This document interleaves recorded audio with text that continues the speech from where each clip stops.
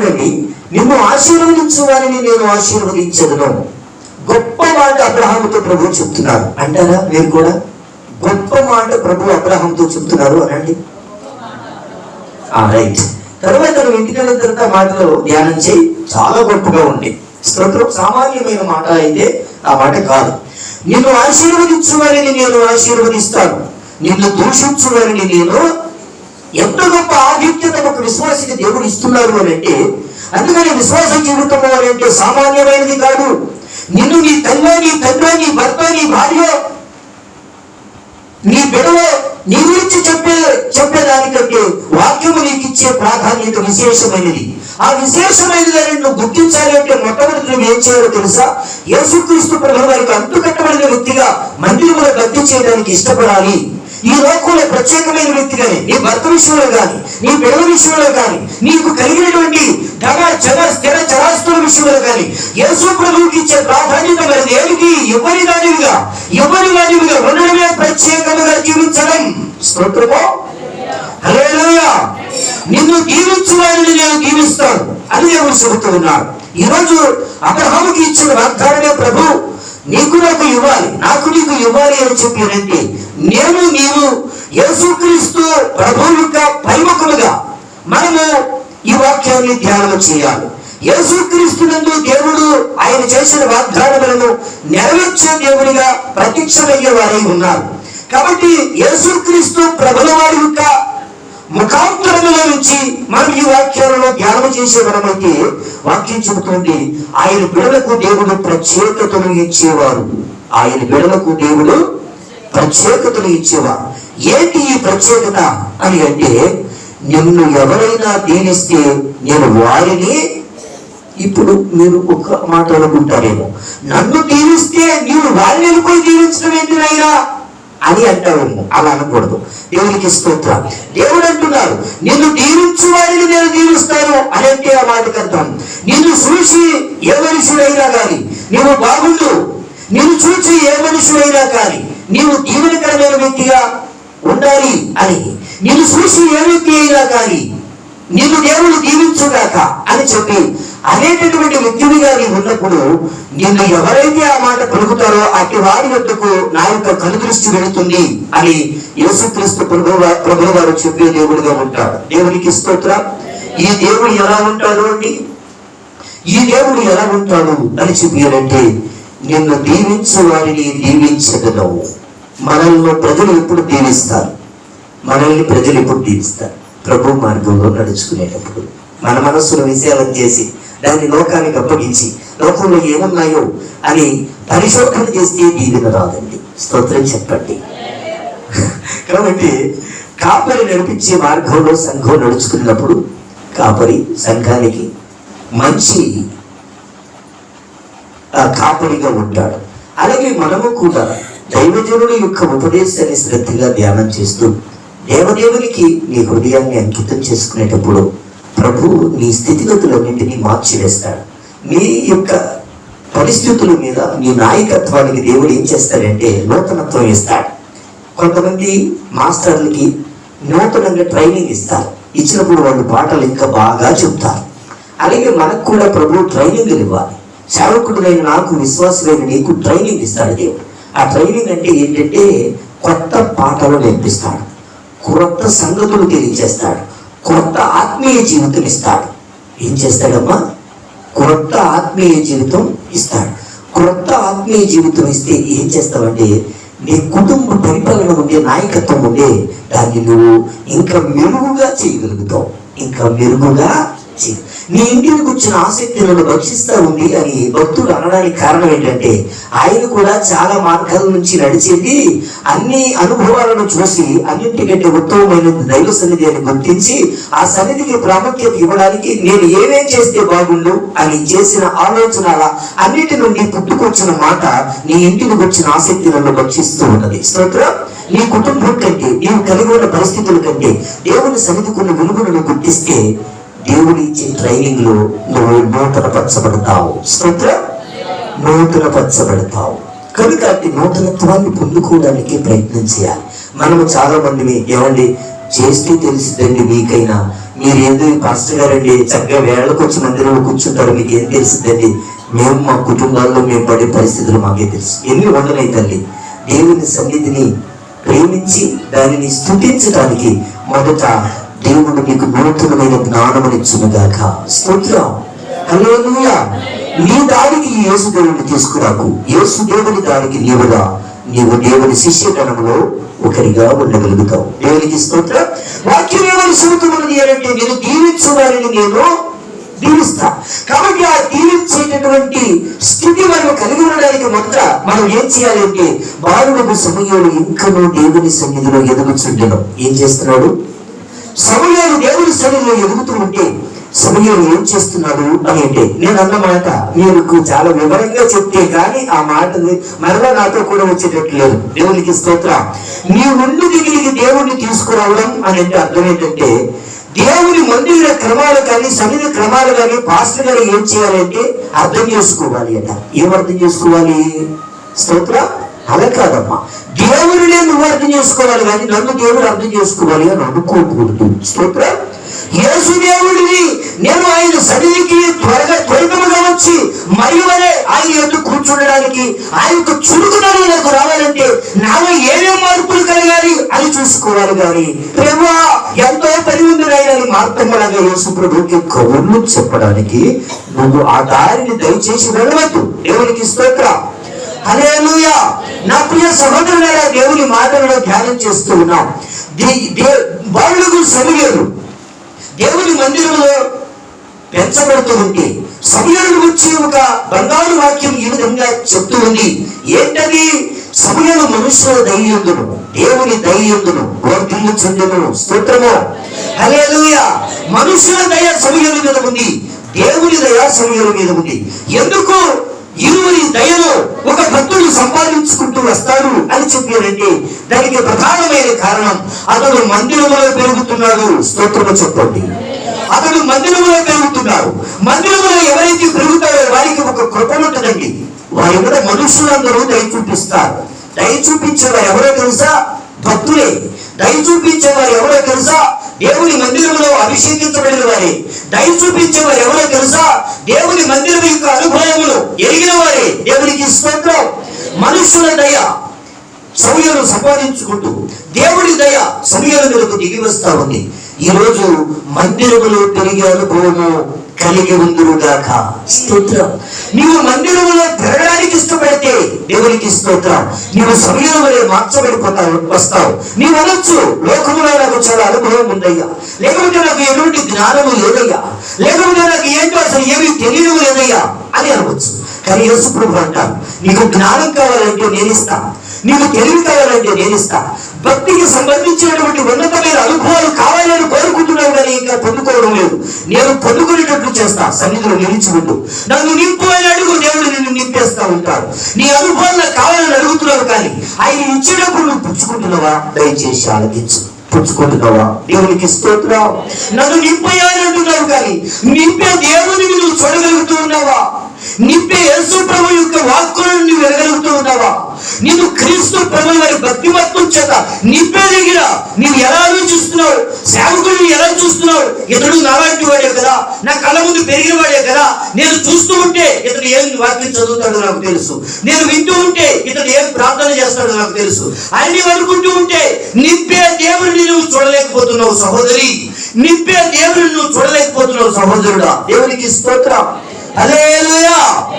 దేవుడు నిన్ను తన భక్తితో నింపేటప్పుడు నీ మీద నీ అధికారాన్ని చేయవద్దు, నిన్ను నీకు ఏలుకోవద్దు. ఒక ప్రార్థన చెయ్యి. ప్రభువా, నీ వాక్యం చేత నేను నింపబడడానికి, నీ భక్తి చేత నా హృదయం నిండిపోవడానికి నన్ను మీరు పరిపాలన చేయనిదైనా నీ పరిశుద్ధాత్మ నన్ను ఏలుగాక, నీ పరిశుద్ధాత్మ చేత నన్ను నడిపించండి ప్రభువా అని ఒక ప్రార్థనను ఖచ్చితంగా చేసి దేవుని సన్నిధానానికి రావాలి. ప్రభువు తన వాక్యం చేత నేను ఉన్నతమైన అనుభవంలోనికి ఎదిగింప చేసే దేవుడై ఉన్నాను. దేవునికి స్తోత్రం. హల్లెలూయా. సమూయేలు మందిరములు పెరుగుతున్నాడు. ఈ రోజు నీవు మందిరములు పెంచబడదు గాక. అన్నవలే ఎంతో మంది తల్లులు నిన్ను దేవుని మందిరానికి తెచ్చుతురు గాక. సమూయేలును హన్నా తెచ్చి ఈ విధంగా అంటూ ఉంది, ఈ బిడ్డ దేవునికి, ఈ బిడ్డ దేవునికి. ఈరోజు ఎంతమంది తల్లులు ఉన్నారండి తమ బిడ్డలను దేవునికి ఇవ్వగలిగిన వారు? ఈరోజు ఎంతమంది తల్లులు ఉన్నారు అండి ఎందరో కొందరినైనా దేవుని మందిరంలో ఆయన భక్తి చేయడానికి ప్రతిష్ట చేసేవారు. నేను బాగా పాడలేదు కనుక మీరు పాడితే నాకేంటి, పాడకపోతే నాకేంటి? నేను బాగా ప్రార్థన చేయకపోతే మీరు చేస్తే నాకేంటి, చేయకపోతే నాకేంటి? లేకపోతే నీ భక్తి యొక్క గొప్పతనాన్ని చూసుకొని నా వెనకవచ్చు వాడు కూడా ఎలా నడిస్తే సార్లే అని అనుకుంటున్నావా? లేక హన్నా వలె మందిరానికి బిడలను సమర్పించాలి, సమయంలో వలె మందిరములో పెంచబడడానికి నీకు ఇష్టమైతే ఇద్దరు దీవులు నీ మీదకు వస్తాయి. మందిరములో పెంచబడే వరకు ఒక కృప ఉండాలి. అది ఏంటంటే వారిని చూసినప్పుడు వారి దగ్గర లోపం కనిపించదు. ఎప్పుడు వారిని చూసినప్పుడు వారి మీద లోపం కనిపించదు. ఇలా లోపం కనిపించడం అంటే ఏంటి? సురేష్ బాబు, నీవేమైనా పొరపాట్లు చేస్తే చూసేవారికి తెలియదా అని చెప్పారండి. చూడండి, ఆత్మీయమైన దృష్టి కావాలండి. ఆత్మీయమైన దృష్టి ఉన్నప్పుడు లోక సంబంధమైన చిన్న చిన్న లోపాలుగా కనిపించవు. భక్తిమత్వం యొక్క గొప్పతనం సుస్పష్టంగా తెలియవస్తూ ఉంటుంది. నీకు అంతే. నీలో ఉండే చిన్న చిన్న లోపాలుగా కనిపించు, కానీ మందిరంలో మాత్రం పెంచబడడానికి ఇష్టపడు. స్తోత్రం చెప్పు. ఏంటి ఈ మందిరము అంటే ప్రత్యేకముగా జీవించుట, అంతకు మించి వేరే ఏది కాదు. స్తోత్రము. ప్రత్యేకముగా జీవించుట అంటే అర్థం. దేవుడు చెప్పాడు సంఘాన్ని, ఇది నా పావురము అని. భక్తుడు చెప్పాడు తన గురించి తాను, నేను ఒక గొవ్వ లాంటి వాడును అని. ఈ గొవ్వ ఏంటి? పావురమే. ఈ పావురము ఏంటి? పావురమే. ఈ పావురము ఏమని చెబుతా ఉంటుంది? నేను దేవునికి చెందిన వాడును. దావిదంటున్నాడు, నేను దేవునికి చెందిన వాడును, నేను గొవ్వ వలె మూలుగుచున్నాను. నీవు దేవునికి ప్రత్యేకంగా జీవించాలని కోరుకుంటే ఎన్నో శ్రమలు నీకు వస్తాయి అనే మాట నిజం. ఎన్నో శ్రమలు నీకు వచ్చినప్పుడే గొవ్వ వలె నువ్వు మూలుగుతావు. శ్రమలు రాకోకూడదు అంటే నువ్వేం చేస్తావో తెలుసా? రాజీ పడిపోతావు. రాజీ పడుతూ ఉంటే దేవుడి రోజు నీతో అంటూ ఉన్నాడు, నీవు మనుషుల దైను దేవుని దైను సంపాదించుకోవాలి అంటే మందిరంలో పెంచబడాలి అంటే సమయాల వలె ఉండాలి. సమయాల వలె ఉండడం అంటే ప్రత్యేకంగా జీవించాలి అని కోరుకునే కోరిక, వాంఛ, ఆ యొక్క ఆత్మీయమైన తీర్మానం కలిగి ఉన్న నీవు లోకంతో రాజీ పడడం దేవునికి ఇష్టం కాదు. స్తోత్రం చెప్పు. హల్లెలూయా. రాజీ పడుతున్నావా? దేవునితో రాజీ పడుతూ ఉన్నావు. వేటలతో కలిసిపోతూ ఉన్నావు. ప్రభు అడుగుతూ ఉన్నారు. దావీదు వద్దకు నాతాను వచ్చి అంటూ ఉన్నాడు, నీవెవరు? ఇశ్రాయేలు కొరకు ప్రత్యేకింపబడిన వాడు, నీవు ప్రతిష్ఠితుడు. నిన్ను కోరినప్పుడు, నిన్ను అభిషేకించినప్పుడు దేవుడికి నీ యందు నిండు సంతోషము కలిగింది. తల్లి, నీ భక్తిని చూసినప్పుడు దేవుడికి నిండు సంతోషం కలిగింది. అది నీవు లోకంతో రాజీ పడిపోవడానికి కాదు అనే సత్యాన్ని నీవు ప్రగాఢంగా గుర్తించాలి. చిన్న చిన్న కష్టాలు వస్తే పాస్టర్ మీద నువ్వు ఎదురు తిరిగేస్తావు. చిన్న చిన్న శోధనలు వస్తే నీవు నీ కుటుంబ పరిస్థితుల మీద చిరాకు పడిపోతూ ఉంటావు. తప్పెక్కడ జరిగింది అనేది రాజీ పడడం అనే విషయంలో కళ్ళు మూసుకుని ప్రవర్తిస్తున్నావు. స్తోత్రం. పాలు తాగే పిల్లలుగా ప్రవర్తిస్తున్నావు. రాజీ పడే విషయంలో ఎక్కడ రాజీ పడుతున్నావు? దేవుని కోసం ప్రత్యేక వ్యక్తిమైన నీవు ఈ లోక సంబంధమైన విషయాలకు రాజీ పడకూడదు. అందరూ కూడా అంతేనండి. స్తోత్రం చెప్పండమ్మా. హల్లెలూయా. నీవు ప్రతి ఒక్కరూ కూడా దేవుని సన్నిధిలో ప్రత్యేకంగా మనము బ్రతకాలి అని కోరుకోవాలి. అబ్రహాముకి ఇచ్చిన దీవెన నేనెందుకు పొందుకోకూడదు అనే ఆలోచనతో వాక్యం వింటూ ఉంటే నీవు ప్రత్యేకంగా జీవిస్తే నీకు ఈ దీవెనలు వస్తాయి. స్తోత్రం. నిన్ను ఏ మనుషుడు చూసినా అతగాడు నేను దీవించడానికి కారణం నిన్ను చూసినప్పుడు అలా అనిపిస్తుంది. స్తోత్రం. ఏ మనుషుడైనా సరే కొందరిని చూస్తే దీవిస్తారు. ఏ మనుషుడైనా సరే కొందరిని చూస్తే ప్రేమిస్తారు. దీనికి గల కారణం ఆ వ్యక్తి మందిరములో పెరిగే వ్యక్తి. కాబట్టి ఈరోజు వాక్యము నిన్ను ప్రేమిస్తూ ఉంది, వాక్యము నిన్ను దీవిస్తూ ఉంది. అయితే ఈ లోకంలో అనేకమైన విషయాల్లో రాజీ పడిపోవడానికి ఉన్న అవకాశాలు ఏవైతే ఉన్నాయో అక్కడ నువ్వేం చేస్తావంటే కాలుకు బల్బం కట్టుకుని నీవు శ్రద్ధగా నీ ఆత్మీయ జీవితాన్ని నిలుపుకోవడానికి కొంచెమంత పోరాటం చేయి. పౌలు ఎంత ఉన్నాడు? తిమోతితో అంటూ ఉన్నాడు, నేను నడిచిన మార్గాల్లో నిదానించి చూడు. ఈరోజు నేను చిన్న సేవకుడినే కానీ నా వాక్యం మాత్రం చిన్నది కాదండి. నేను సేవకుడిని చిన్నవాడిని, నా వాక్యం మాత్రం చిన్నది కాదు. దేవునికి స్తోత్రం. దీన్ని నువ్వు ఆలోచించగలిగితే సామాన్యుల దగ్గర నుంచి గరుడైన వ్యక్తుల వద్దకు కూడా ఈ వాక్యం నిలిచి అది దేవుని స్తుతిస్తూ ఆయన చెప్పమన్న మాట చెబుతూనే ఉంటుంది. దేవునికి స్తోత్రం. హల్లెలూయా. కాబట్టి వాక్యాన్ని మాత్రం నువ్వు ఘనముగా ఎంచి నీ ఆత్మీయ జీవితాన్ని ప్రభువు నిన్ను ఏ విధంగా దీవించాలని కోరుకుంటాడో దాన్ని చూడడానికి సామర్థ్యాన్ని సంపాదించుకుందువుగాక. దేవుని మాట చెబుతూ ఉంది. పౌలు గారు అంటూ ఉన్నాడు, నేను ఏ మార్గంలో నుంచి నడిచి వచ్చానో తిమోతి నీవు దాన్ని చూడాలి, నీవు దాన్ని చూడాలి. లేకపోతే నా వలె నువ్వు భక్తి చేయలేవురా నాయనా, నా వలె నువ్వు భక్తి చేయలేవు. వినడానికి పాటలు చాలా ఉన్నాయి, వినడానికి ఉపదేశం చాలా ఉంది, కానీ దాన్ని అనుసరించడం ఎలా కుదురుతుంది అంటే మందల అడుగు జాడడంలో నడిస్తేనే ఆ మార్గంలో నడవడం అనేది కుదురుతుంది. స్తోత్రం. హల్లెలూయా. పరమగీత గ్రంథం అంటూ ఉంది, మందల అడుగు జాడలలో మొదట నీవు గుర్తించు, మొదట నీవు గుర్తించు. వాక్యం చెబుతుంది, ఇదిగో మందల అడుగు జాడలను నీవు గుర్తించు. పౌలు చెప్తూ ఉన్నాడు, నేను బ్రతికిన బ్రతుకుని నీవు చదువు తిమోతి, నేను బ్రతికిన బ్రతుకుని నీవు చదువు. ఎవరి పాస్ గారు మీరు వాక్యం బాగా చెబుతారని నాకు తెలుసు, కానీ మీరు నడిచిన నడక మాత్రం చూడటానికి నాకు జ్ఞానం సరిపోవడం లేదయ్యా, నాకు జ్ఞానం సరిపోవడం లేదయ్యా. స్తోత్రం. చూడండి, ఒక మంచి ఉపదేశం వచ్చింది అంటే దానికి ఆ భక్తుల దగ్గర ఎంతో దేవునికి ఇష్టమైనటువంటి ఆత్మీయమైన స్థితి ఉంటే తప్ప దేవుడు ఆ వర్తమానం అతని దగ్గర నుండి బయటికి తీసుకున్నాడు. స్తోత్రం. హల్లెలూయా. కాబట్టి ప్రత్యేకంగా జీవించాలి, ప్రత్యేకంగా బ్రతకాలి. ఇక్కడ అబ్రహాముతో ప్రభు చెప్తున్నాడు, నీవు ప్రత్యేకంగా బ్రతుకు. మొదటి వచనంలోనే చెప్పాడు మాట, చెప్పారా లేదా? మొదటి వచనంలో దేవుడు అబ్రహాముతో ఏమన్నారు అంటే, నీవు లేచి నీ దేశము నుండి నీ బంధువుల యొద్ద నుండి బయలుదేరి నేను చూపించు దేశములకు రమ్ము అని చెప్పిన దేవుని మాటలో ఏముంది అంటే ప్రత్యేకంగా నువ్వు బ్రతకాలరా, కలిసిపోకూడదు. నిన్ను నీ జనాంగంలో నుంచి దేవుడు వేరు చేయడానికి గల ప్రధానమైన కారణం ఏంటంటే నువ్వు ఎవరి మీద ఆధారపడకూడదని. అమ్మా వింటున్నావా? నువ్వు ఎవరి మీద ఆధారపడకూడదని. అబ్రహామును బబులోను అనే ప్రాంతం నుంచి కనాను ప్రాంతానికి దేవుడు నడిపించడానికి గల కారణం ఏంటి అంటే అబ్రహాము ఎవరి మీద ఆధారపడకుండా తనకు వినబడినటువంటి స్వరము అయినటువంటి పరలోకపు దేవుడిని మీద ఆధారపడడానికి. స్తోత్రము. హల్లెలూయా. కాబట్టి ఆ దేవాది దేవుడు శబ్దం వినిపిస్తుంది, రూపం కనిపించడం లేదు, కానీ మాటలో మాత్రం మాధుర్యం ఎంత ఉంది అంటే ఈ స్వరములకు తప్ప నేను నా బ్రతుకులో మరి దేనికి లోబడను అన్నంత మధురముగా ఆ స్వరము ఉంది. స్తోత్రం. హల్లెలూయా. వాక్యం కూడా అంతే, దైవ సన్నిధి కూడా అంతే. యేసు ప్రభువును నీవు ప్రేమించడానికి కారణం ఏంటో తెలుసా? వాక్యానికి ఉన్న ఉన్నతమైన రుచి. యెహోవా దయాళుడని ఆ ఉన్నత వాక్యములకు ఉన్న ఉన్నతమైన రుచి నిన్ను ఆకర్షించింది, నన్ను ఆకర్షించింది. కనుకనే ఈ వాక్యాన్ని ప్రేమించడానికి గల కారణం. కనుక నా ప్రియ సహోదరులారా, బైబిల్ గ్రంథంలో ఉన్నటువంటి ఈ మాటలు రుచి గలవి. ఆ రుచి ఏంటి అంటే పరిశుద్ధాత్మ రుచి. స్తోత్రం చెప్పండి. హల్లెలూయా. కాబట్టి అబ్రహాముతో ప్రభు అంటున్నాడు, నీవు ప్రత్యేకముగా ఉండు, దేనితోనూ రాజీ పడకు. అంటే అబ్రహాము దేనితో కూడా రాజీ పడకుండా ఉండడానికి దేవుడు అబ్రహాముకి నడుపుదల ఇస్తాడా అంటే ఇప్పుడేనండి నడుపుదల ఇస్తాడు. ఎలా ఇస్తాడు అంటే అబ్రహాము ఎక్కడికి వెళితే అక్కడ బలిపీఠము కట్టి ప్రార్థన చేసినాం. చదివేవా?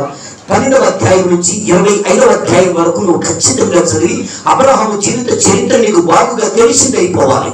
అయిపోయిన దాంట్లో అబ్రహాము ఎన్ని బలిపీఠాలు కట్టాడు, ఎన్ని చోట్ల ఆయన ప్రార్థన చేశాడు అనేది నీకు తెలిసింది అయిపోవాలి. తెలిస్తే సరిపోయిందా? ఇప్పుడు నేను పరిశుద్ధాత్మనితో మాట్లాడుతూ ఉన్నా. తెలిస్తే అయిపోలేదు, తెలిసిన ప్రతిదీ నీవు అనుసరించాలి. స్తోత్రం చెప్పు. హల్లెలూయా. తెలిసిన ప్రతిదీ నాకు అది తెలుసు అని చెబితే నువ్వు దేవుని కొరకు ప్రత్యేకంగా బ్రతకలేవు. నాకు అది తెలుసు అని చెప్పేవారు లోకంలో చాలా మంది ఉన్నారమ్మా. నాకు అది తెలుసు అనేవారు చాలా మంది ఉన్నారు. దయచేసి అలా అనుకో. నీకు ఏది తెలిసిందో దాన్ని నువ్వు అనుసరించాలి. నాకు ఏది తెలిసిందో దాన్ని నేను అనుసరించాలి. స్తోత్రం చెప్పండి. అబ్రహాము బలిపీఠము కట్టెను, నేను కట్టానా బలిపీఠం, నీవు కట్టావా బలిపీఠం? నీవు ప్రార్థన చేస్తున్నావా? నేను ప్రార్థన చేస్తున్నానా? నేను చేస్తే దేవుడు నాతో ఉంటాడు, నేను చేస్తే దేవుడు నాతో నడుస్తాడు, నేను చేస్తే దేవుడు నాతో ఉన్నాను అని ఆయనే చెప్తాడు. కాబట్టి నీవు చేస్తే దేవుడు నీతో మాట్లాడతాడు. నీవు బలిపీఠం కడితే దేవుని దర్శనం నీ మీదకు వస్తుంది. స్తోత్రం చెప్పు. ఏం సురేష్, ఏం నువ్వు మాట్లాడుతున్నావు అని అనకు. కానీ ఏం దైవజనుడా, ఏం నువ్వు మాట్లాడుతున్నావు అని అనగలిగితే అనుకో. నేను చెప్తా ఉన్నాను, ప్రార్థన చేయాలి, బలిపీఠాన్ని కట్టాలి. నీవు ప్రార్థన చేస్తే దేవుడు నీ యొద్దకు వచ్చి నీతో మాట్లాడతాడు. స్తోత్రం చెప్పుకో. నీవు ప్రార్థన చేయాలి. ప్రార్థన చేసేటప్పుడు నీవేం చెప్పాలి అని అంటే, ఏమండి పాస్టర్ గారు, ఓ దేవా యేసు ప్రభువా, ఒకప్పుడైతే బాగా చేశాను కానీ నాయనా ఇప్పుడు బాగా చేయటం లేదయ్యా, నేను చాలా బిజీగా ఉన్నాను. మా పాస్టర్ గారికి తెలుసయ్యా, నేను చాలా బిజీగా ఉన్నాను. ఆయన ఉన్నదన్నట్టు చెప్పేస్తాడు కనుక నేను ఏదో ఒకటి ఆట అనుకుంటా ఉంటానేమో కానీ ప్రభా యథార్థంగా నేను చాలా బిజీగా ఉన్నాను ప్రభా. స్తోత్రం. హల్లెలూయా. వెనకటికి పెద్దలు చెప్తారు, ప్రభుట ఏమీ లేనప్పుడు ఐశ్వర్యాన్ని కలుగు చేస్తే ఆ మనిషి అన్నది అట, ప్రభా నీవు నన్ను దీవించాలే గాని నేను నీకు గొప్ప కార్యాలు నీ కోసం చేస్తానయ్యా అని చెప్పానంట. చేస్తాను అని చెప్పారంటే ప్రభు ఆవిడ దీవించారు. బాగా దీవించిన తర్వాత ఆవిడ అంటుంది, అయ్యా నాకు ఖాళీ లేదయ్యా, ఆదివారం మందిరానికి రావడానికే ఖాళీ లేదయ్యా, చాలా బిజీగా ఉందయ్యా. కొంచెం సేపు వెళ్ళి ఒక అరగంట వెళ్ళి సన్నిధిలో కూర్చుంటే అప్పుడు కూడా నన్ను మించిన వాళ్ళు మందిరంలో ఎవరు లేరని పెద్ద పూజలు కొట్టేస్తానయ్యా. నా పరిస్థితి అట్లా తయారైపోయిందయ్యా. అసలు ఈ రోగం నుంచి లేకపోతే ఈ పరిస్థితి నుంచి బయటపడడం నాకు సాధ్యంగా లేదయ్యా అనే విధంగా ఆ మనిషి పరిస్థితి ఉన్నట. అప్పుడు ప్రభు చెప్పారట, అమ్మా నిన్ను మరలా నేను మెల్లిగా వెనక్కి తీసుకొచ్చి మొదట స్థితికి తీసుకెళ్తానమ్మా, అప్పుడైనా మంచిగా భక్తి చెంది కానీ. స్తోత్రం. హల్లెలూయా. ఏమా ప్రభు నిన్ను దీవించాడు. ఆయనతో సహవాసం చేయడానికి నీకు సమయం లేదా? నీ పరిస్థితులు నీకు సహకరించడం లేదా? గుర్తుపెట్టు, నీకు కలిగిన సమస్తంతో నీవు ఆజ్ఞాపించు. ఏమనంటే, నా యేసు కంటే ఎక్కువైనది ఏది నాకు లేదు. స్తోత్రం. నా యేసే నాకు గొప్ప, నా యేసే నాకు గొప్ప. నువ్వు ఏదితో అంటావై బాగుంటే ఎప్పుడు అనవో, నువ్వు మందిరానికి ఒక తలనొప్పివి, నీ కుటుంబము నీకు తలనొప్పి. స్తోత్రం. హల్లెలూయా. వింటున్నావా? నీకు కలిగిన సమస్తంతో చెప్పు, యేసు కంటే నీవు నాకు ఎక్కువ కాదు అని చెప్తే అవన్నీ ఒంటిలైపోతాయి. ఒంటిలు అంటే ఏంటంటే, ఎలియాజరు ఎక్కడికి వెళ్తే అక్కడ ఒంటిలు ఏం చేస్తా మోకరించి ప్రార్థన చేస్తాయి. స్తోత్రం చెప్పండి. అలాగే నీకు కలిగిన సమస్తం మోకరించి ప్రార్థన చేసేటట్టుగా తయారు చేయదుగాక. స్తోత్రమా. నిన్ను తక్కువ చూడాలని కాదు, నిన్ను చాలా గొప్పగా తయారు చేయటమే ఒక సేవకునిగా మా కర్తవ్యం. సురేష్లో నీవు సురేష్ను మాత్రమే చూడగలవేమో కానీ సురేష్లో అభిషక్తుడిని చూసేటట్టుగా దేవుడు నీ కన్నులు తెరుచునుగాక. దేవునికి స్తోత్రం. కారణం ఏంటి అంటే, బైబిల్ ఏం చెప్తుందో దాన్ని చూడాలని మేము కోరుకుంటాం. దానికి మీ దగ్గర ఆత్మీయమైన వనరు వసతి కావాలని కోరుకుంటాం. ఒక ఫ్యాక్టరీ ఒక చోట కట్టాలంటే అనుకూలమైన వాతావరణం కావాలి. దేవుని సత్యాలు నీలో నెలకొల్పాలంటే అనుకూలత కావాలి. దాని కొరకు చూస్తామే కానీ మరి దేనికోసమో మా మాటలు ఉండవు అనే సంగతిని నువ్వు తెలుసుకోవాలి. స్తోత్రం చెప్పండి. దేవుని వాక్యం ఏమని చెబుతుంది అంటే, ప్రియ సహోదరులారా చూడండి, అబ్రహామును ప్రత్యేకంగా జీవింపచేయడానికి ప్రభుత్వాడు నీ ఆలోచన కుదురుగా ఉండని. నీ ఆలోచన కుదురుగా ఉండని. ఇక్కడ ఎలియాజరు అంటున్నాడు, నా వెంటను నా మాట విను. రెబెకా చూస్తుంది, ఏమిట్రా మా ఎవరి ఒంటెలు కూడా ఎలా మోకరించు. ఎలియాజరు ఎప్పుడైతే మోకరించాడో ఆయన ఒంటెలన్నీ ప్రార్థన చేస్తాడు. స్తోత్రం. రెబెకా ఆశ్చర్యపోతా ఉంది. ఈరోజు వాక్యం చెప్తుంది, నీ మాట నీ కుటుంబం వింటే నువ్వు ప్రార్థన చేస్తావు. నువ్వు ప్రార్థన చేస్తే నా దేవుని దర్శనం నీ యొద్దకు వచ్చి తీరుతుంది. నా దేవుని దర్శనం నీ యొద్దకు వస్తే ఇద్దరికి మంచిది, ముగ్గురికి మంచిది. ఒకరు ఎవరు? నీవే. రెండు ఎవరు? సంఘము. మూడు ఎవరు? నీ కుటుంబం. స్తోత్రం చెప్పండి. నీవు దర్శనాలు చూసే వ్యక్తివైతే నీ వలన నీ ఆత్మ క్షేమాభివృద్ధి చెందుతుంది అని పత్రికా గ్రంథాలు సెలవిస్తూ వస్తాయి. నీవు దర్శనము కలిగిన వ్యక్తివైతే సంఘము క్షేమాభివృద్ధి చెందుతుందని వాక్యము స్పష్టంగా సెలవిస్తూ వస్తుంది. నీవు దర్శనము కలిగిన వ్యక్తి అయితే నీ కుటుంబము దీవించబడుతుందని వాక్యము సెలవిస్తూ వస్తుంది. కాబట్టి దర్శనానికి నీకు ఎప్పుడు కలుగుతుంది అంటే ప్రార్థన నువ్వు కలిగి ఉన్నప్పుడు. ప్రార్థన కలిగిన నీవు, దర్శనము కలిగిన నీవు ఆ దర్శనము వద్ద చిన్న చూపులు చూసే వ్యక్తిగా ఉండకూడదు. దేవుడు ఇచ్చే దర్శనాన్ని నీవు ఎలా చూడాలో తెలుసా? ఉన్నతంగా చూడాలి. ఎలా చూడాలమ్మా? మన సంఘానికి ఒక చిన్న నష్టం ఒకటి, దేవుడు దర్శనం అనుభవిస్తాడు, దాన్ని నిలుపుకోవడానికి ప్రియమైన సహోదరులారా ఆత్మీయంగా ఇంకా ఎదగాలి. ఆత్మీయంగా ఏం చేయాలండి? ఇంకా ఎదగాలి. ఎప్పుడైతే ఆత్మీయంగా ఎదుగుతామో, ఐఐటి మంచి కాలేజీలో సీట్ వచ్చిందండి, ఇతని గ్యారెంటీకి సీట్ వచ్చింది. అయితే ఈ వ్యక్తి ఏం చేయాలి? అక్కడ చెప్పే పాఠాలు ఇతనికి చాలా కష్టమండి. అయినా ఆ కష్టమైన పాఠాలను నేర్చుకోవడానికి ఇతడు తన మనసును దృఢపరుచుకుంటే, స్థిరపరుచుకుంటే ఉన్నతమైన విద్యను ఆర్జించడానికి అవకాశం ఉంటుంది. స్తోత్రం. అదే సీట్ వచ్చింది నిజమే, కానీ ఆ పాఠాలు నేర్చుకోకుండా అక్కడ ఒక నెల రోజులు భయపడి ఇంటికి వచ్చేసి అమ్మా నేను చదవనమ్మా పాఠాలు, అమ్మో అసలు నా వల్లే కావట్లేదు అని అనే స్థితికి రావడానికి కారణం ఏంటంటే ఇతడు ఇంకా తన మనసును నిలబెట్టుకోవడం లేదు. స్తోత్రం. ప్రభు సన్నిధానంలో ప్రియమైన సహోదరులారా, మనం ఆత్మీయంగా ప్రభువుని ప్రభు నేను నిలిచి ఉన్నప్పుడు ఆ నిలిచి ఉన్న స్థితిలో నుంచి వెనక్కి రాకోకుండా నేను కాపాడుకోవడానికి కొన్ని అనుభవాలలో గుండా వెళ్ళాలి. మూడింటి చుట్టూ తిరగాలి.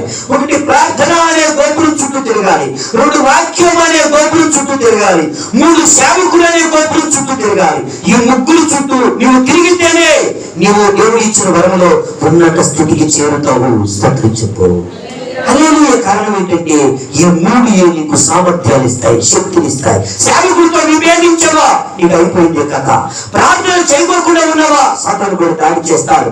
వాక్యం చదవడం లేదా, జ్ఞానం లోపిస్తుంది. వాక్యం చదివితే జ్ఞానం వస్తుంది. ప్రార్థన నీలో ఉంటే నీకు సామర్థ్యం వస్తుంది నిలవడానికి. దైవ సేవకులతో సహవాసంలో ఉంటే నువ్వు ఉన్న స్థితి నుండి ఉన్నత స్థితికి ఎదగలుగుతూ వస్తావు. స్తోత్రం. హల్లెలూయా. కాబట్టి వాక్యం చెబుతూ ఉండి ప్రత్యేకముగా జీవిస్తే నీవు ఎప్పుడూ కూడా దేవుని స్వరము కొరకు ఎదురు చూస్తాడు. ప్రత్యేకంగా జీవించు. అబ్రహాము ఎక్కడ అధికారి పరిమితం కట్టి ప్రార్థన చేస్తే యెహోవా వాక్కు అతని యొద్దకు వచ్చి మాట్లాడుతుంది. సేవకుని ఉపదేశం నీకు ఇంకా ఉన్నతంగా వినిపించబడాలి, అందించబడాలని నువ్వు కోరుకుంటే నువ్వు ఒక్కటే చెయ్యి, బలిపీఠము కట్టి ప్రార్థన చెయ్యి. యెహోవా నామమున ప్రార్థన చేసే బిడ్డవైతే నీవు ప్రార్థించే ప్రతి సమయంలో కూడా ఈ దేవాదేవుడు నీతో ఏమంటున్నాడు అని అంటే నిందారహితముగా నీకు నిలిపే బాధ్యత నాదే. ఏమంటున్నాడండి? నిందారహితముగా నేను నిలుపుతాను. నీవంటున్నావు నేను ప్రార్థన చేస్తున్నాను, దేవుడు అంటున్నాడు నీవు ప్రార్థన చేస్తూ ఉంటే నేను నిన్ను ఇంకా లోతైన అనుభవాల్లోనికి నడిపిస్తాను. ఆయనతో నడిస్తే అంతే. అబ్రహాము అనే ఒక దైవజనుడు ఉన్నారు. ఆయన ప్రార్థన చేస్తూ ఉంటే దేవుడు ఆయనతోనట చల్లపూట సాయంత్రం 6 గంటల సమయంలో నేరుగా ప్రభు ఆయనతో కూడా వచ్చి మాట్లాడుతూ వస్తారు. స్పష్టంగా ఆయన స్వరము వింటూ ఆయనతో కూడా ప్రార్థన చేస్తూ ఉంటారు. అది ఉన్నతమైన ఆత్మీయ అనుభవం. ఒక వ్యక్తి తాను సంపూర్ణంగా దేవునికి సమర్పించుకుంటే, అప్పగించుకుంటే దేవుడికి ఇచ్చే గొప్ప ఆశీర్వాదాలను అది ఒక ఆశీర్వాదం. స్తోత్రం చెప్పండి. ఆశీర్వాదం అనేది భౌతిక సంబంధంగా, ఈ లోక సంబంధంగా మనం ఐశ్వర్యము పొందుకోవడమో, లోకంలో ఉన్నతమైన స్థానాలకు ఎదగడమో ఎంత మాత్రము కాదని ప్రియమైన బిడ్డలారా గుర్తించండి. ఆత్మీయమైన వరాలను కలిగి ఉండడమే నిజమైన ఆశీర్వాదం అని గుర్తించండి. స్తోత్రం చెప్పండి అమ్మా. హల్లెలూయా. పరలోక రాజ్య సంబంధంగా ఎన్ని సంపాదించుకోవడానికో నువ్వు ఆత్మీయమైన ఆశీర్వాదాలను గుర్తించే వ్యక్తి అయితే సేవకుడిని నువ్వు నిజంగా ప్రేమించక మానవు, వాక్యాన్ని స్నేహించక మానవు, ప్రార్థనలో నిలిచి ఉండక మానవు. ఈ మూడు నువ్వు చేసే వ్యక్తి అయితే దేవుడు నీ నోరు విప్పుతాడు. దేవుడు నీ హృదయ తంతువులను ఆయన దర్శిస్తాడు. ఆయన సన్నిధి సత్యాలతో సహవాసం చేయగలిగిన సామర్థ్యం కలిగిన వ్యక్తిగా నేను పోలేను. రాజు యొద్దకు అన్నయ్యకు రాజు యొద్దకు పోగలిగిన ధైర్యం ఇచ్చేది సన్నిధి సహవాసం. స్తోత్రం చెప్పు. కాబట్టి కృపను దేవుడు నీకు దయచేసి దేవునితో సహవాసం చేయడానికి నేను శక్తివంతులుగా చేయను గాక. దేవునికి స్తోత్రం. నీలో ఉన్న అజ్ఞానం అపార్థాలను సృష్టించి దైవ సహవాసం నుంచి దూరం చేస్తుంది. లేకపోతే నీలో ఉన్న బలహీనతలు భయాన్ని సృష్టించి దైవ సహవాసం నుంచి నేను దూరం చేస్తాయి. నీ భక్తి నీకు ధైర్యాన్ని పెంచి అది దైవిక సహవాసంలో నిన్ను పెంచి గొప్ప చేస్తుంది. స్తోత్రం చెప్పు. ఇక్కడ వాక్యం చెప్తుంది, నేను దీవించబడి నేను దీవిస్తాను. కాబట్టి మనం ప్రత్యేకంగా జీవించేవారమైతే మన ప్రత్యేకతలో దేవుడు ఒక కార్యం చేస్తాడండి. అది ఏంటి అనంటే రూపాంతరత అనుభవం. ఏంటమ్మా? రూపాంతరత అనుభవం అంటే మారిపోతూ ఉంటావు.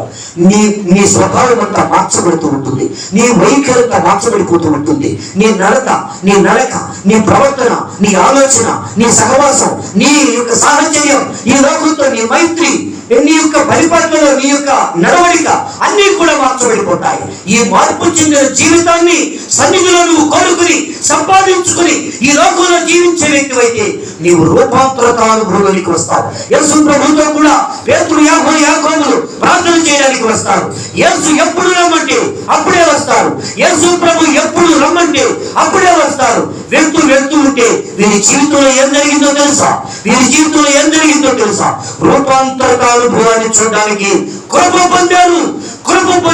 ఈ రోజు వాక్యాన్ని వింటూ ఉంటే తెల్లని వస్త్రములతో మెరిసిపోతున్న యేసును చూచిన శిష్యుల వలె దేవుని వాక్యంలో నుంచి పరిశుద్ధాత్మ శక్తిని, దేవుని వాక్యంలో నుంచి దేవుని యొక్క మహిమ కలిగినటువంటి సంగతులను గుర్తించగలిగిన ఆత్మీయ స్థితిని కలిగి, వాక్యం యొక్క విశేషాన్ని గుర్తించే సామర్థ్యాన్ని కలిగి, దేవుని వాక్యాన్ని చూడగలిగిన స్థితిని కలిగితే అది నిన్ను మార్చివేస్తుంది.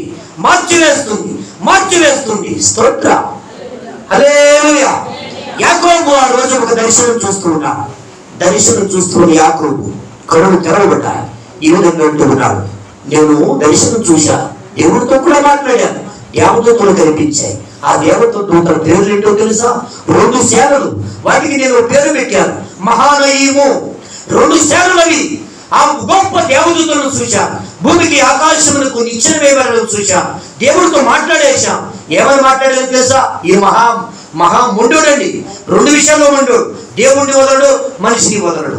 దేవుణ్ణి వదలడు అనే విషయం దగ్గర మనం నీవు నడుచుకుంటూ వస్తే ప్రభువును ఒక్క మాట్లాడగలమ్మా. ఏమిటి అనంటే ఆత్మీయంగా ఉన్నతమైన అనుభవంలోనికి నన్ను నడిపించండి అయ్యా. ఏం చేయండి అయ్యా? నా వెంట రండి, ప్రార్థించండి అని పేతురుకు వినబడిన స్వరం నాకు వినిపించండి అయ్యా. నేను ప్రభు ఏమనాలి? 5 రొట్టెలు ఇవ్వగో, 2 చేపలు ఇవ్వగో, ఆశీర్వదిస్తాను తిను. ఇవడుగుతావా? జనం వచ్చి తగ్గించయ్యా అంటావా? ఏమడుగుతావు? స్తోత్రం చెప్పు. నన్ను ప్రార్థించడానికి నీతో కూడా రమ్మని పిలు అని పేతురును యేసుప్రభు ఏమంటాడంటే, రాత్రి ఆయన ప్రార్థించేటప్పుడు వారిని కూడా తీసుకుని వెళ్ళేవాడు. ఏం చేసేవాడమ్మా? ఎన్నారా? అర్థమవుతుందా? ఏమర్థమైంది?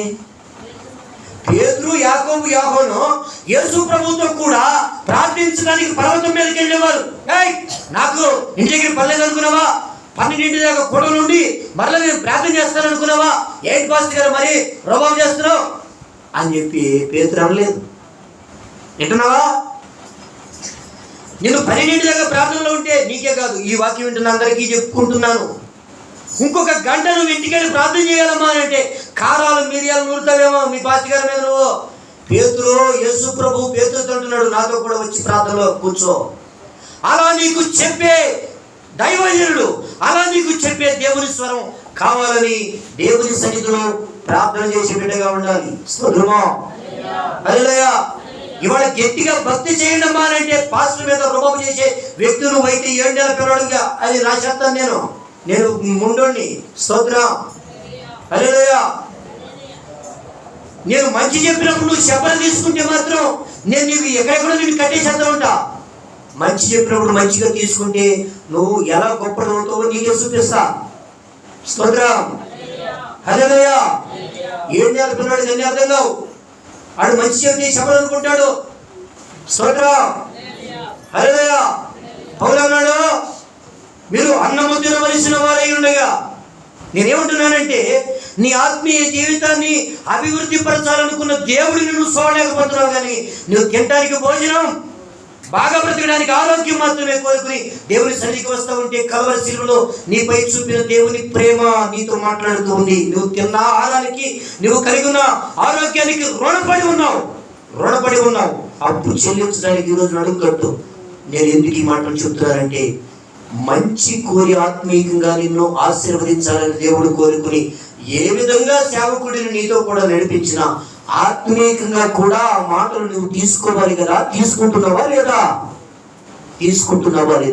తీసుకోకపోతే నువ్వు కలిగి ఉన్న ఆశీర్వాదానికి అప్పడిపోయి ఉంటావు. స్తోత్రం, హల్లెలూయా.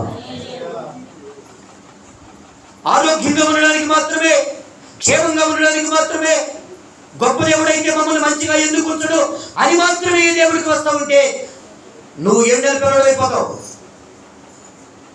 భక్తి చేయడానికి దేవుడు నిన్ను నడిపిస్తున్నాడని గుర్తించడానికి నీ ఆత్మీయ ఇరుకులో నుంచి విశాలతలోనికి నడిపించబడాలి. స్తోత్రం చెప్పండి. నువ్వు ఇరుకులో ఉన్నావు. దావీదు అంటున్నాడు, ఇరుకులో నేను మొదలుపెట్టగా నన్ను విశాలతలోనికి. అంటే అర్థం ఏంటంటే, నీ ఆలోచన నేరోగా ఉంది. నేరో అంటే ఇరుకు. పాస్టర్ గారు ఏదో ఒక మాట చెప్తే దాన్ని నువ్వు సంకుచితంగా ఆలోచిస్తావు, కొంచెంగా ఆలోచిస్తున్నావు. అందువల్ల అతని ఉన్నతమైన భావాలు గుర్తించలేక, పాస్టర్ గారు మనం దేవుని సన్నిధిలో ఇదిగో మొరపెట్టేవారు, యాకోబు వలె మొరపెట్టేవారుగా, దేవునికి గొప్ప విజ్ఞాపన ప్రార్థన చేసే యోధులుగా నిలిస్తే కదా గొప్ప కార్యాలు జరిగేది అని చెప్పగలిగిన స్థితి కలగాలని మొదట కోరుకో. స్తోత్రం చెప్పు. పాస్టర్ గారు సెకండ్ సాటర్డే కూడం పెడితే దానికే నువ్వు చెలవల బలంగా రకరకాలుగా మాటలు చెప్తావు.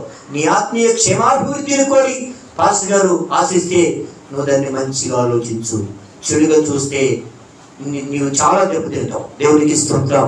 మంచిగా చూస్తే చాలా బాగుపడతావు. కాబట్టి ఈ మాటలు ఆలకించండి ప్రియమైన సహోదరులారా. దేవుని వాక్యం చెబుతుంది, ప్రభు నిన్ను దీవించాలని కోరితే ఆయన నీ వంటి వాడు మాత్రమే కాదు. ఆయన నీ వంటి వాడా? నీ తాతలు అంటేవాడు కోట్ల మందిని చూశాడు. ఆయన నేను బాగు చేయడానికి ఆయన నీ దగ్గరికి వస్తుంటే, నిన్ను దీవించడానికి ఆయన నీ దగ్గరికి వస్తుంటే, నీ దాకా ఆయన తగ్గించేస్తావు. దేవుణ్ణి నీకు రావాల్సింది కోపం నీ మీద, నువ్వు సరి చేసుకోవాల్సింది నిన్ను నీవే. ఇరుకులో ఉండి మొదలుపెట్టగా దేవుడు నన్ను విశాలతలోనికి నడిపించను. నీ ఆలోచన ఇరుకైనదైతే, నీ జ్ఞానం ఇరుకైనదైతే అది విశాలతలోనికి పోవాలని కోరుకో. స్తోత్రం చెప్పు. కాబట్టి దేవుని మాటలు ఈ విధంగా శ్రమిస్తున్నాయి. ప్రియ సహోదరులారా, దేవుని వాక్యం ఆలకిస్తున్నాం. ప్రత్యేకంగా మనం జీవించే వరంగా ఉందాం. ప్రత్యేకంగా జీవించి అప్పుడు రూపాంతరత కలుగుతుంది. రూపాంతరత అంటే మనం పూర్తిగా మార్చబడిపోతాం. మనల్ని చూస్తే లోకములో ఉన్న జనులకు దయ కలుగుతుంది. కారణం ఏంటంటే, మనం తిట్టేవారిని తిట్టం, కొట్టేవారిని కొట్టం. లోకంలో అందరిలాగానే పోరాటాలు చేయకూడదు. పోరాటాలు చేయకూడదు. స్తోత్రం చెప్పండి. లోకంలో నీవు కలిగి ఉండే జ్ఞానాన్ని కలిగి ఉండు, న్యాయాన్ని కలిగి ఉండు, నీతిని కలిగి ఉండు. కానీ పోరాటాల దగ్గర భక్తిని తగ్గించి ప్రవర్తించవద్దు. భక్తిని కలిగి నువ్వు ప్రవర్తిస్తే నువ్వు ఉన్న చోట దయ పొందుకుంటావు. నీవు ఉన్న చోట న్యాయాన్ని పొందుకుంటావు. నీవు ఉన్న చోట దేవుడిని మహిమపరుస్తావు కూడా. స్తోత్రం చెప్పు. నేను తిట్టిన వారిని తిరిగి తిట్టకూడదు. నేను దూషించిన వారిని తిరిగి దూషించకూడదు. నీకు అపకారం చేసిన వారిని నన్ను తిరిగి అపకారమే చేయకూడదు. పగ కలిగి ప్రవర్తించే వ్యక్తి అయితే నీకు యేసుకు సంబంధమే లేదు. స్తోత్రం చెప్పు. హల్లెలూయా. కాబట్టి క్రీస్తుకు కలిగిన మంచి మనస్సును కలిగి ఆయన సన్నిధిలో నడుచుకుందాం. రూపాంతరిత మనస్సు కలిగి ఉన్నాం. ఎన్ని మాటలు మనం ఇది అంటున్నాం, ఎంత భయంకరంగా వీరి ఎలా ప్రవర్తిస్తున్నాం. కానీ వీరి దగ్గర మనకు ఏ లోపము కనిపించడం లేదు. వీరిని ఎత్తి చూపించడం అంటే వీరి దగ్గర తప్పు కనిపించడం లేదని ఎవరు నేనంటారో వారు నిన్ను దీవించేవారు, వాడు యేసు చేత దీవించబడేవారు.